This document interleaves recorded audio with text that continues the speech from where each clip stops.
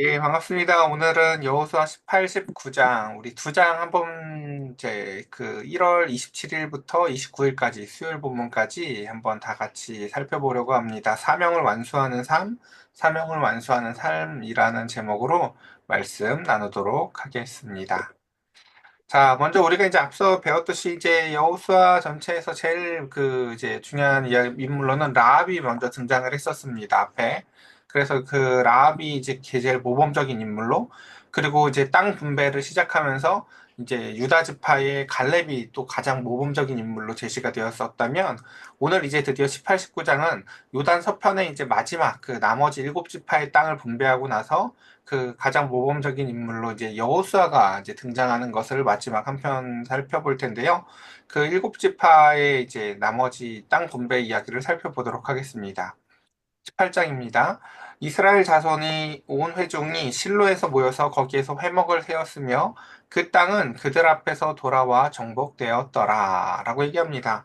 이제 이전에는 그 기억나실지 모르겠어요. 이제 여리고 바로 위에 길갈이라는 곳이 전쟁의 중심지였거든요. 그러니까 길갈에 늘 모여가지고 어떤 일을 행했다면 이제는 그 중심지가 실로로 바뀌었습니다.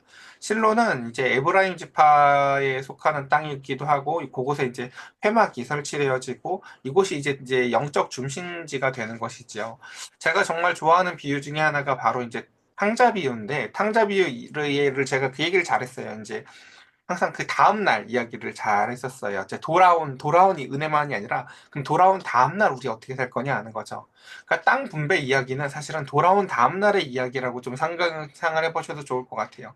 그 땅을 다 정복하는 것만 우리는 생각을 하지, 그 이후에 삶이 영속된다라는 것을 잘 잊고 사는데, 그 뒤에 영속되는 삶을 어떻게 살아갈 것인가라는 것이 땅 분배 이야기의 핵심입니다. 자, 그래서 지도를 보시면은 이제 길갈을 여기 아래쪽에다 제가 길갈에서 실로로 이제 중심지가 옮겨졌다라는 것을 제가 이렇게 이제 화살표로 표시해 두었습니다. 그래서 길갈은 어디입니까? 바로 보면 여리고 바로 위죠. 그래서 굉장히 이제 그 전략적, 군사적 요충지가 바로 길갈이었다면, 그곳에서 이제는 정복 이후에 땅 분배를 하면서 이제 중심지가 이렇게 실로로 바뀌게 되었구나라는 것 정도를 여러분 이렇게 눈으로 익혀두시면 좋겠습니다. 자, 제가 읽어보겠습니다. 2절. 그러나 이스라엘 자손 중에 그 기업 분배를 받지 못한 자가 아직도 일곱 지파라. 여호수아가 이스라엘 자손에게 이르되 너희가 너희 조상의 하나님 여호와께서 너희에게 주신 땅을 점령하러 가기를 어느 때까지 지체하겠느냐라고 하면서 이제 여호수아가 이제 이렇게 표현하는 것을 볼 수가 있습니다. 즉, 이 하나님의 복이라는 것이 난 약속을 믿어 하고 가만히 있으면 떡이 입에 들어와요? 그런 게 아니라는 거죠. 하나님이 가나안 땅을 주시겠다라고 하지만 제가 늘 얘기하잖아요. 하나님이 공중의 새를 봐라. 다 하나님께서 입히시고 먹이신다 하지만 새한테 인터뷰해보라고요. 뭔 소리야. 내가 아침부터 열심히 얼마나 날라다녔는데 이럴 거라고 했죠.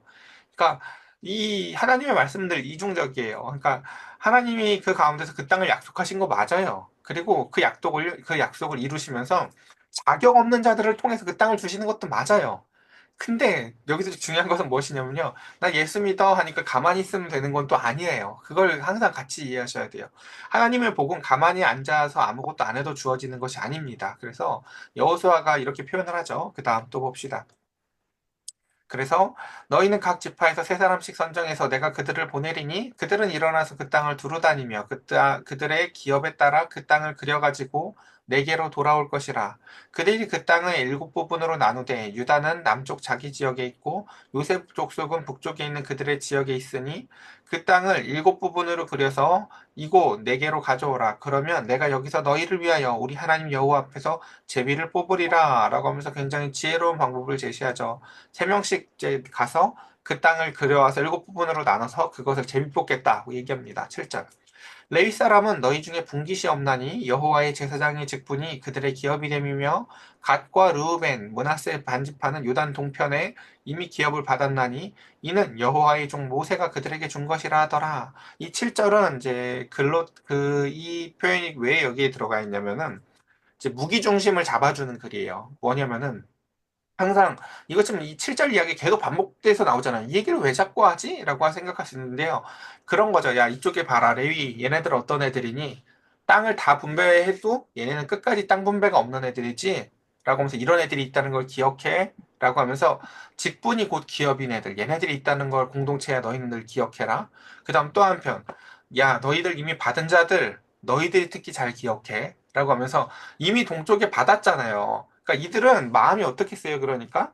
좀 다른 마음이 생길 수가 있겠죠. 그러니까 이 양극단에 서 있는 교회 안에 공동체가 있다는 것이에요. 그렇죠?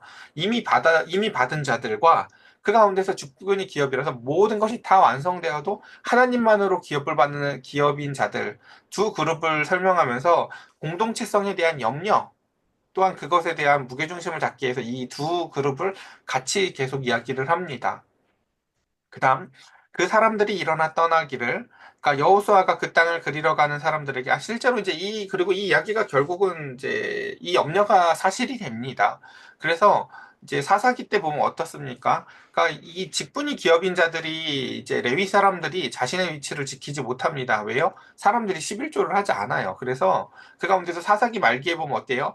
그러니까 사람들이 이제 마치 목회자들이 각 집에 개인 집사처럼 가서 이제 그쵸 그 집의 목회자가 되죠. 그런 이제 타락한 모습이 사사기 말기에 나타나는 것들을 우리가 보게 됩니다. 8절.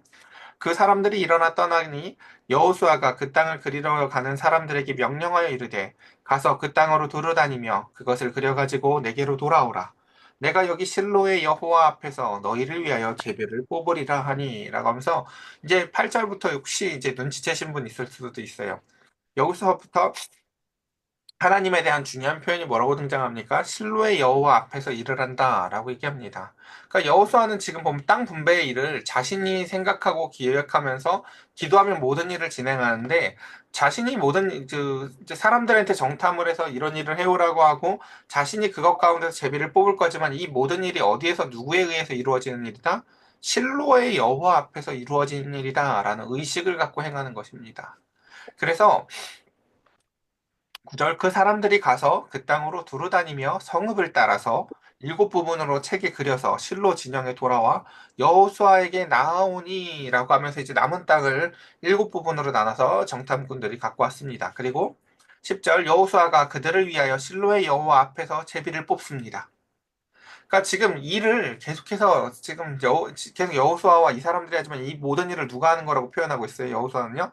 실로의 여호와 앞에서 한다라는 것입니다.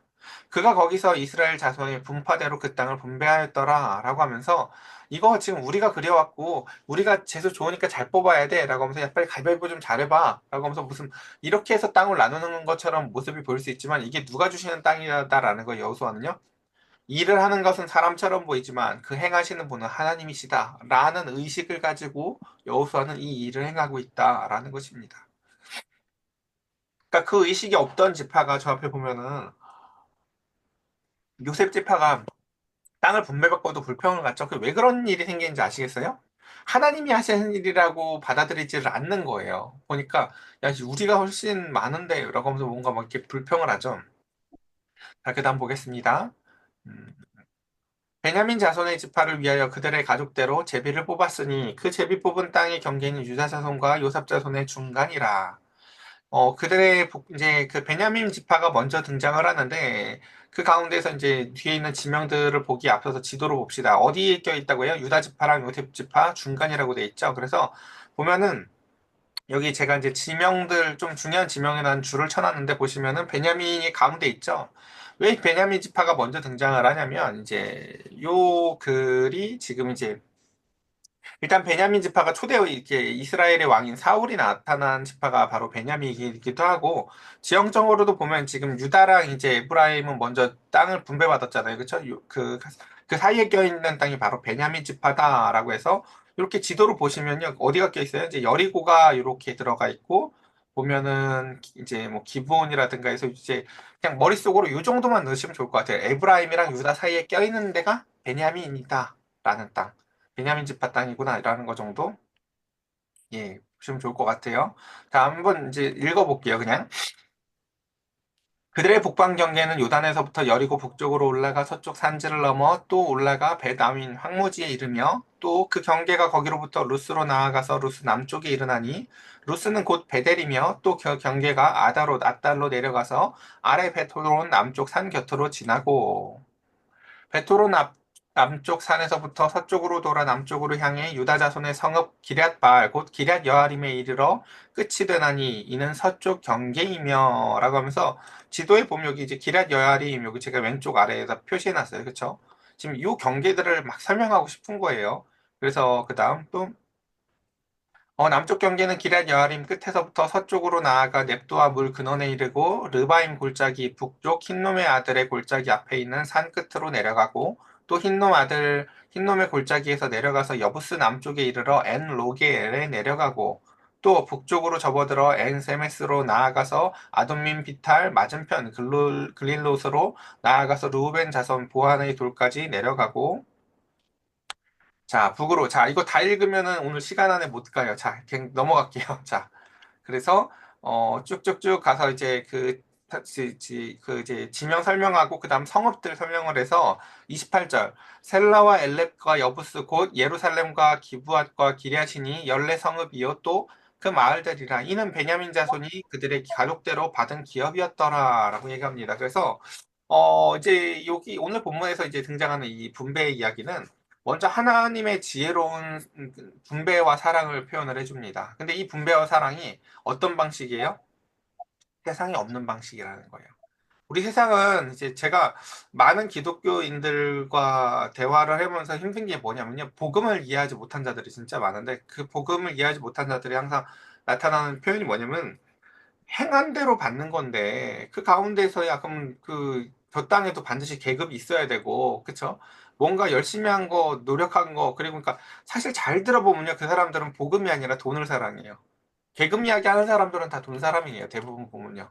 그러니까 이 땅에서도 열심히 저축해가지고 돈 믿고 살아가는 사람들이 교회 다니면서 복음을 받아들이지 않은 형태가 딱 그 상태인데 그런 것들을 볼 수 있는데 우리가 보는 하나님의 나라 어때요 보면요.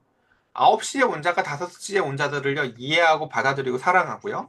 그 가운데 이 지파의 땅 분배에서도 그렇죠. 저 뒤에서 보겠지만요. 유다 지파가 땅을 분배를 받는데 자신 안에 그 유다 지파 안에 땅을 분배받는 지파가 생기는데 그 지파한테 땅을 줘요. 여러분들 집에 예를 들어서 어떤 여러분들에게 분깃이 있는데 여러분들에게 준 기업이 있는데 어느 한 가정에게 그것을 더 나눠줘야 돼요. 그럼 여러분 어떤 거 주실 거예요? 제일 좋은 거를 주실 거예요. 내가 쓰고 그래도 남고 좀 이 정도면 됐지라고 하는 걸 주실 거예요. 유다 지파가 그 나머지 지파에게 주는 땅이 어떤 땅인지 아세요? 제일 좋은 땅을 줘요, 보면요. 그러니까 누가 나눠줄 때 그런 식으로 나눠줘요. 무엇을요? 그렇죠? 분배를 누가 그렇게 하냐고요. 근데 유다는 늘 보면 갈렙도 그랬었고요. 갈렙도 제일 험한 걸 자기가 취하잖아요. 그렇죠? 그랬던 것처럼 유다는 그 가운데서 그 제일 연약한 지파에게 제일 좋은 땅을 줘요, 보면요.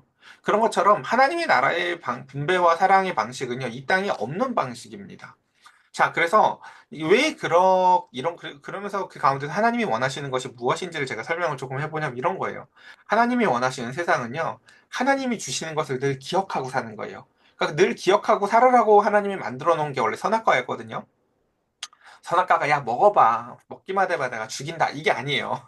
늘 기억하고 살아 내가 주인이라는 건 이게 선악과였다고요. 그렇죠? 선악을 분별하는 능력이 핵심이 아니라 내가 주인이 아니라는 걸 기억하라고 하나님이 동산 중앙에다 주셨던 거라고요. 근데 그 가운데서 그러니까 하나님이 땅 분배를 해줬지만 그 가운데서 그것이 또 잘 지켜지지 않을 때도 있고 힘들 때도 있고 그 가운데서 그것이 잘못되더라도 희년이 됐을 때 하나님의 주권을 기억하면서 다시 우리 처음으로 돌아갑시다 라고 하면서 가난을 되물림하지 않고 리셋할 수 있는 세상 땅은 하나님의 것이야. 토지는 다 하나님으로부터 나왔으니 라는 것을 함께 같이 믿음으로 고백하며 그 가운데서 그것을 다시 리셋할 수 있는 세상이 하나님이 우리에게 주시고자 했던 세상이다 라는 것입니다. 그러니까 우리가 돈 열심히 벌어가지고 내 자식 새끼는 고생 안 시켜야 되지 이게 하나님의 나라의 원리예요 아니에요? 그거 아니라는 거예요. 하나님이 우리가 그렇게 하지 않아도 우리가 하나님 잘 믿고 살아가다가 그 가운데서 믿음의 유산을 넘기면 그 가운데서 우리 다음 세대가 그 가운데서 하나님이 리셋해 준 세상에서 다시 살아가는 거예요. 하나님이 원하시는 것은요. 부모가 고생하고 자식 새끼한테 고생 안 시키는 세상이 하나님이 원하시는 모습이 아니다라는 것입니다. 자, 그래서 하나님이 원하시는 세상은요, 통일왕조가 아니라 사랑의 연합 공동체예요. 제가 예전에 이걸 우리 해외성형 때도 이렇게 설명했던 것 같아요. 하나님이 제일 원하는 모습은요, 다윗 원탑의 왕정 체제가 아니라요, 사사기 시대가 사실은 제일 하나님이 원하시는 시대의 모습이에요. 사사 시대라는데, 그러면 그 가운데서 다양한 사사들이 그 가운데서 하나님의 형상의 이런 모습 저런 모습을 가지고 각 지파에서 활약하는 게 원래 하나님이 원하시는 세상이에요. 그러니까 교회도 아름다운 모습이 어떤 모습인지 알겠어요? 이목사 원탑 체제가 아니라 그 가운데서 안혜영 집사, 유필수 집사 각각의 가정에서의 사사와 같은 모습들을 가지고 하나님만이 사사이시라는 것을 우리가 고백하면서 나에게 주어진 삶의 자리 가운데서 그 사랑의 연합의 공동체를 이루어 나가는 것. 이제 저 땅을 보시면 우리가 그 예를 들어서 지도들을 보면 그런 지파들 있죠. 블레셋이랑 경계를 맞대야 있는 지파들도 있고 굉장히 험한 지역들을 받는 사람들도 있어요. 그러면 저 사람은 신앙생활하기 편하겠지만 나는 신앙생활하기가 옆에 너무 빡세. 나는 옆에 블레셋이 있잖아. 뭐 이런 사람들이 있을 수 있어요. 자, 근데 그 땅 분배 누가 해주시는 거예요? 하나님이 해주시는 거죠. 그것에 대한 신념과 믿음을 가지고 그 가운데서 그 자리를 지키는 자, 그래서 오늘 이제 마지막 이제 여러 지파들 볼게요. 자, 두 번째 시므온 지파 보면은 시므온은 곧 시므온의 자손 지파를 위하여 그들의 가족대로 제비를 뽑았으니 그들의 기업은 유다의 자손 기업 중이라라고 하면서 방금 이제 얘기해드렸던 이 시므온 지파가 등장을 합니다. 이들의 지파가 이들의 땅이 어디라고요? 유다 지파 아니래요. 이 왜 그런지는 우리가 창세기 49장 5절부터 7절에 보면은 원래 이제 그 30, 장수 갑자기 기억이 안 나네. 저 앞에서 보면은 이제 원래 이제 레위랑 함께 같이 칼쟁이로 그 가운데서 세겜에서 자신의 그 여동생이 이제 그쵸. 강간당하고 막 이랬을 때 이제 시몬과 레이가 그들을 막 다 죽이는데 앞장섰던 사람이죠. 그래서 나중에 이제 창세기 49장에 보면은 이제 야곱이 이제 죽을 때 축복의 내용에 보면 그쵸. 이제 이들을 저주해요. 축복의 내용이 없어요, 사실요.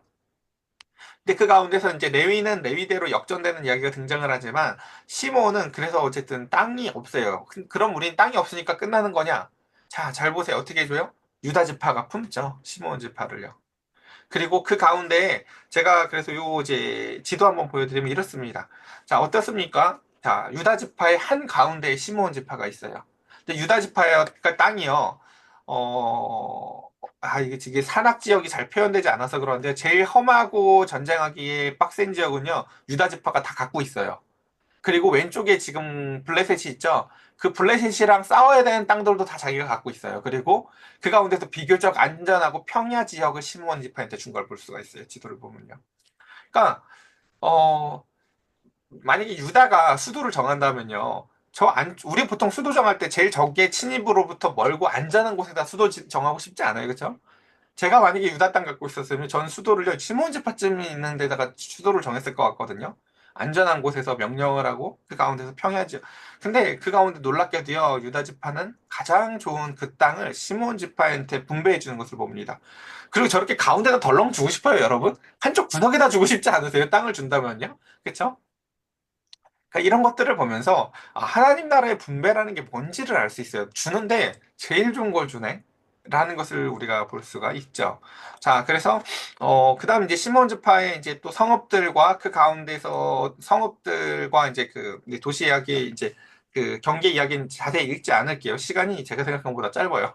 자, 보니까 그래서 시몬 자손은 이 기업은 유다 자손의 기업 중에서 취하였으니 이는 유다 자손의 분깃이 자기들에게 너무 많으므로 시몬 자손이 자기의 기업을 그들의 기업 중에서 받았음이었더라라고 하면서 여기서 보면 이제 마치 그냥 유다 지파가 너무 땅 많으니까 준 것처럼 표현이 되어 있지만 지도를 실제로 보면 많아서 준 것만이 아니다라는 것을 우리가 볼 수 있죠. 여러분 많으면 이렇게 막 줘요? 아니라는 거 알 수 있어요. 여러분들 인생 살아보면 알지 않으세요? 부자들이 1,000원, 5,000원도 잘 아낍니다, 여러분. 그렇죠? 오히려 가난한 사람들 집에 가보면 헛되이 켜있는 전기불이 있어도요, 부자들 집에 가보면 그런 게 오히려 잘 없습니다. 낭비 없습니다. 그런 것들처럼 많다고 주는 게 아니라는 거 우리 잘 알죠. 인생을 살아보면요. 그래서, 여기서 중요한 게 많아서 남는 거 준 땅이 아니라 나눠준 땅이 좋은 땅을 나눠준 거였다라는 거. 그 다음. 스불론 지파. 스불론 이름도 낯설죠? 그냥 읽어볼게요. 자, 셋째로 스불론 자손을 위해 그들의 가족대로 제비를 뽑았으니 그들의 기업의 경계는 사릿까지이며 라고 하면서 그 다음 또 도시 이름은 읽지 않을게요. 지도 봅시다. 자, 스불론 지파 보이십니까?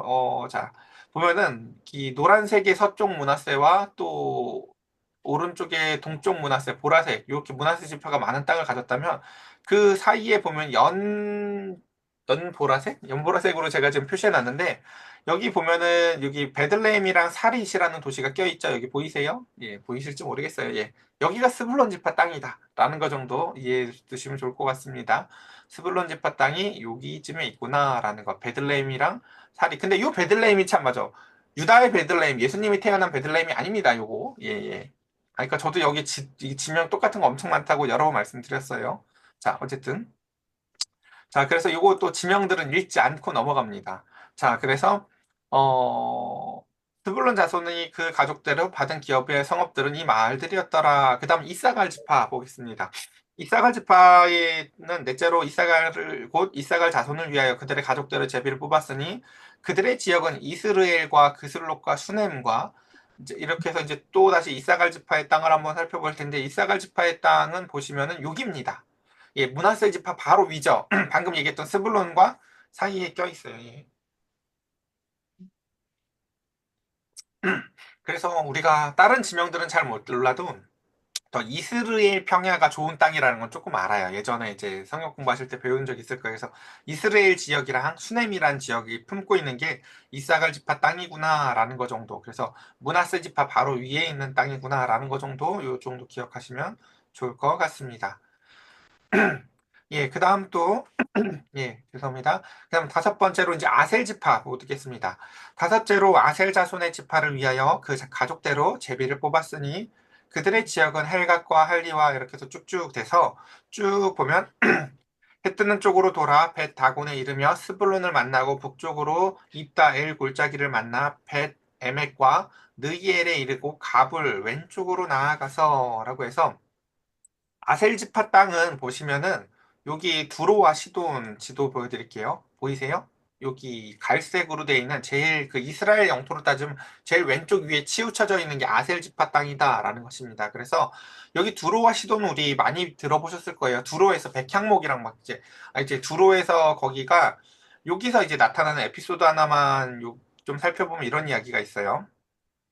나중에 보면 솔로몬이 성전을 짓는데 그때 보면 두로 왕 히람이 그때 엄청나게 많은 백향목과 잣나무와 금을 지원을 합니다. 근데 그가 그렇게 했던 이유는 뭐냐면 다윗과의 친분 때문이었어요. 그래서 다윗과의 친분 때문에 그 두로 왕제 히람이 엄청나게 많은 지원을 해서 솔로몬이 그 갈릴리 지역에 20개의 성읍을 줍니다. 바로 그게 이쪽 지역인데 근데 그때 여러분 솔로몬이 좋은 땅을 줬을까요? 안 좋은 땅을 줬을까요? 히람한테. 네, 좋은 왕이 별로 아니라고들 얘기했죠. 이 꽂은 땅을 줍니다. 꽂은 땅을. 그래서 히람이 이제 서문에서 이렇게 얘기를 해요. 보면 내 형제여, 내게 준 이 성읍들이 이러한가 하고 이름하여 가불 땅이라 하더라 라고 하면서 가불이 쓸데없다, 기쁨이 없다 이런 표현이거든요. 그래서 이 가불이라는 지역이 바로 속한 게 아셀지파 땅이다 라는 거 정도 보시면 되겠습니다. 여기 그래서 가불이라는 지역 여기 있죠. 이 두 가지 기억하시면 좋을 것 같아요. 그래서 아셀지파는 요 왼쪽 위에 두로와 시돈을 포함한 땅을 분배받았고, 그리고 그 가불이라는 지역이 아셀지파 땅에 속하는 거구나라는 거 정도 기억하고 넘어가시면 되겠습니다. 자, 그다음 납달리 보겠습니다. 여섯째로 납달리 자손을 위해 납달리 자손의 가족대로 제비를 뽑았으니 그들의 지역은이라고 하면서 이제 납달리 지역을 한번 또 살펴볼까요? 쭉 이름과 성읍이 등장을 하는데 납달리는 보시면은 그쵸? 아셀지파 바로 옆에 여기 껴있구나라는 것을 볼 수가 있습니다. 그래서 납달리가 이렇게 지도 보시면 이제 예, 요 비파 모형으로 되어 있는 그쵸 이제 갈릴리 호수 왼쪽으로 껴있는 게 납달리 지파다라는 것이요. 요 갈릴리 호수를 보시고 여기에 왼쪽 그걸 포함하고 있는 게 납달리 지파다라는 것을 보시면 좋겠습니다. 그 다음 마지막 일곱째로 단자손의 지파를 위하여 그들의 가족대로 제비를 뽑았으니 그들의 기업은 이라고 하면서 단지파 이야기를 얘기하는데 이 경계가 별로 무색하게 밑에 다른 이야기가 등장을 합니다. 47절 단지파 진짜 지역을 다 설명을 했어요. 그런데 단자손의 경계는 더욱 확장되었으니 이는 단 자손이 올라가서 레셈과 싸워 그것을 점령하여 칼날로 치고 그것을 차지하기 위해 거주하였음이라. 그들의 조상 단의 이름을 따라서 레셈을 단이라 하였더라 라고 합니다. 여러분 47절이 어떻게 읽히세요? 땅을 분배해줬는데 그 땅을 넘어서 확장했다. 여러분 어때요? 아, 믿음의 용사가 있군. 이렇게 보이세요? 네, 잘못 읽으신 거예요. 예. 이건요, 이제 요삽지파는요, 자신들에게 받은 땅을 불평하는 수준에서 그쳤다면 단지파는요, 나 그거 안 해 하고 아예 지역을 옮겼다는 뜻이에요. 예. 그러니까 지도를 실제로 보시면 기가 막힌데, 보이십니까? 단지파한테 원래 주어진 땅이 보시면 유다지파 바로 위에 아래, 초 아래쪽에 있는 땅이에요. 보이세요? 그 땅이 안 좋은 땅이긴 해요. 봐도요. 왜요? 바로 밑에 지금 누구 있어요? 블레셋의 다섯 그 성읍 가운데서 그러니까 블레셋이랑 경계를 맞닿아 있기도 하고 땅이 굉장히 앞뒤로 그쵸. 그쵸. 유다하고 그 가운데 에브라임 사이에 낑겨가지고 정말 단지파 땅이 안 좋기는 해요. 자세히 보면요. 그러니까 뭐 이제 그렇지만 그럼에도 불구하고 하나님이 그들에게 주신 지역이 여기였단 말이에요. 그럼 이게 내 사명이구나라고 하고 해야 되는 거예요. 그렇죠? 세상의 모든 목회자들한테 다 1000명짜리 교회를 하게 해주시면 좋겠지만 하나님은 그렇지 않죠. 누군가한테는 10명짜리 교회, 누구는 저 섬에 들어가서 10가정밖에 없는 교회에서 누군가는 목회를 해야 돼요. 그것처럼 단지파에게 주신 사명의 땅이 여기였는데 단지파는 그것에 대해서 쭉 버리고 그다음 여러분 보세요. 얼마나 멀리 갑니까? 전 이런 담대함이 어디서 나오는지 모르겠어요. 그쵸? 예, 저 왼쪽 위에. 그래서 우리가 단이 저 위에 있다고 자꾸 생각을 해요. 왜? 그래서 심지어 우리가 이스라엘 영토를 그래서 설명할 때 늘 뭐라고 해요? 단에서 브엘세바까지라고 표현을 하죠. 백두에서 한라까지처럼요. 그 제일 위에 단이에요. 근데 그 단이 바로 원래 부여받았던 곳이 아니다라는 거예요. 그쵸? 그래서 보면 여기 위에까지 올라가는 것을 우리가 볼 수가 있습니다. 자, 그래서 단자손의 지파가 그에게 딸린 가족대로 받은 기업은 이 성읍과 그들의 마을들이었더라라고 하면서 실제로 그래서 이제 북이스라엘이 갈라질 때 이제 북이스라엘의 1세대 때의 그 우상의 본거지가 바로 요 단이 되죠. 그러니까 기억나시죠? 이제 예루살렘이 유다 지파 안에 이제 예루살렘이 있는데 북이스라엘 사람들의 마음이 저 예루살렘으로 자꾸 다니다 보면 뺏길까 봐 여로보암 1세가 어떻게 해요? 야, 단이랑 베델, 시작과 끝 지점에다가 금송아지를 갖다 놓고, 야, 거기까지 안 가도 돼! 라고 하죠. 그럼 그 지역을 막 정하겠어요? 막 정하는 게 아니에요. 제일 할 만한 지역에다 정하는 거예요.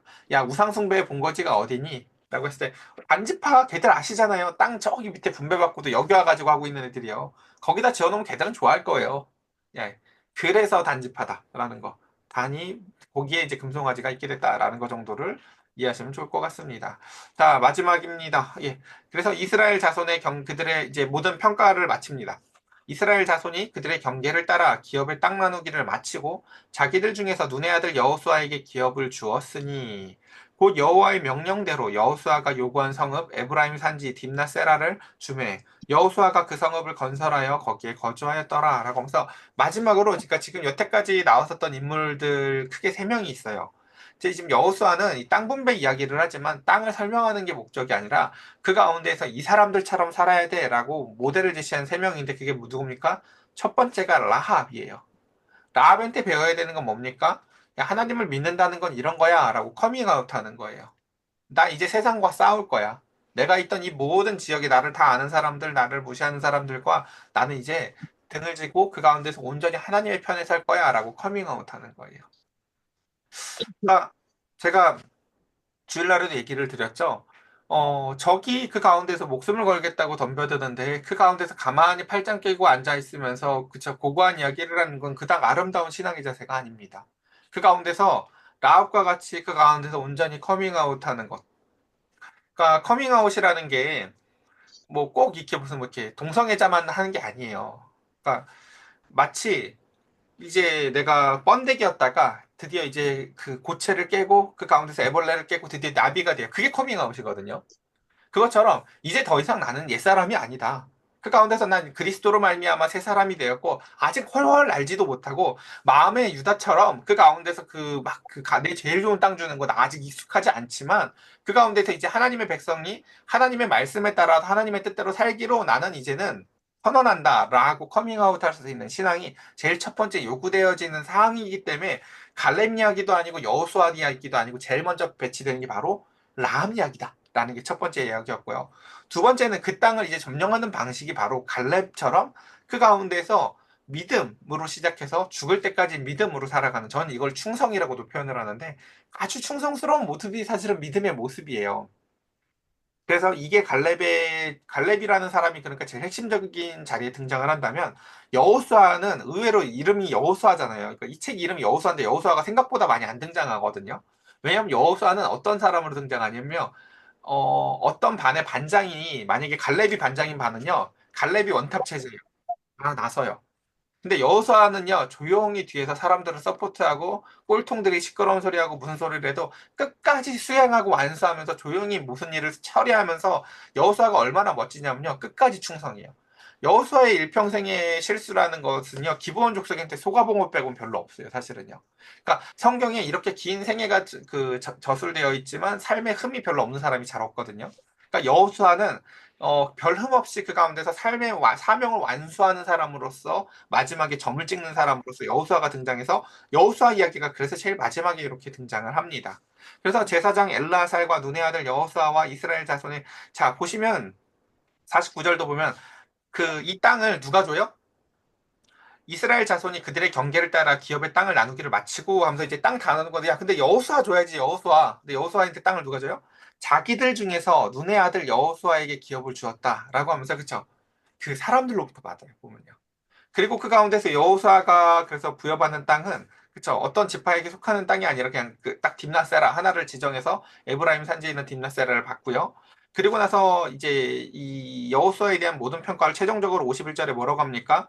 이에 땅 나눈 일을 마쳤더라 라고 하면서 그 사명을 여호수아는 완수했어 라고 하면서 오늘 여호수아의 이야기를 마칩니다. 아유 예 부장을 후다닥 달려오느라 지금 여러분들 정신이 없을 테지만 이거 녹화해서 다시 보면 되니까 예 그렇게 생각해서 제가 지명은 달지를 못했습니다. 자 우리 함께 같이 이 시간 기도했으면 좋겠는데요. 어, 주님, 이 손을 꼭 잡고 주님과 살아 나아가길 원합니다. 라합처럼 세상에 담대하게 선포하게 하시고, 갈렙처럼 이 산지를 달라고 하며 헤브론 산지뿐만이 아니라 그 밑에 있는 산지까지도 그 사유를 통해서 점령하였던 나이가 들어서도 믿음이 꺾이지 않았던 삶을 살길 원합니다. 또한 그 가운데서 사방이 막힌 단 같고 답답해 보일지라도 단지파가 저렇게 사고치고 모든 것을 해도 그 가운데서 끝까지 어쨌든 사명을 완수해내는 여호수아처럼 내게 주어진 자리에서 묵묵히 다는 그 자리를 떠났지만 여호수아는 그 자리를 떠나지 아니하였고 모든 것을 완수했던 삶을 우리가 살아나가게 해달라고 이 시간 함께 같이 기도하겠습니다.